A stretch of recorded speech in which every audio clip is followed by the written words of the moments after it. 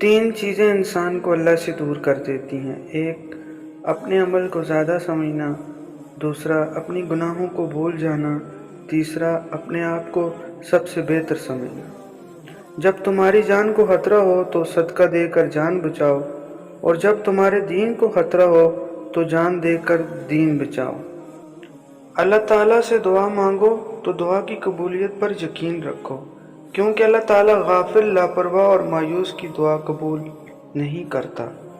اللہ تعالیٰ سے جب بھی دعا مانگو تو مقدر مانگو، عقل نہیں، کیونکہ میں نے بہت سے عقل والوں کو مقدر والوں کے در پر دیکھا ہے۔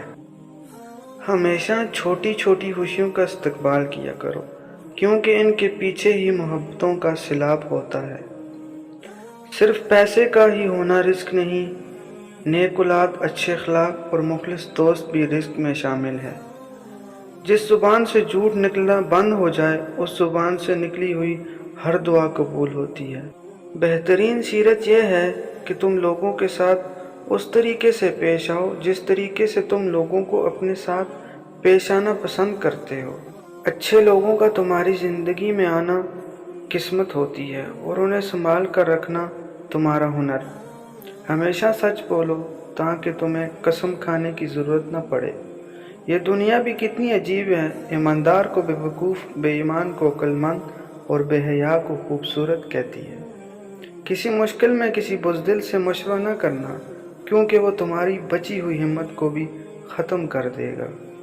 پریشانی حالات سے نہیں، خیالات سے پیدا ہوتی ہے۔ انسان زندگی سے مایوس ہو تو کامیابی بھی ناکامی سی نظر آتی ہے۔ سب سے بڑا عیب یہ ہے کہ تم کسی پر وہ عیب لگاؤ جو تم خود میں موجود ہو۔ زندگی کا ہر دن آخری سمجھو۔ دوستی کرنا اتنا آسان ہے جیسے مٹی پر مٹی لکھنا۔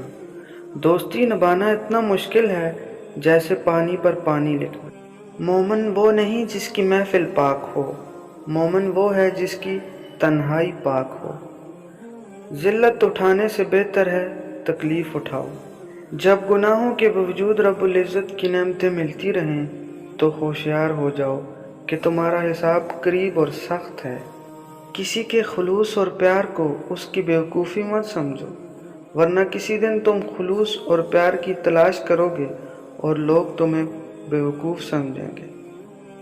نفرت دل کا پاگل پن ہے۔ لوگوں سے یاد نہ کرنے کا شکوہ مت کرو، کیونکہ جو انسان اپنے رب کو بھول سکتا ہے تو وہ سب کو بھول سکتا ہے۔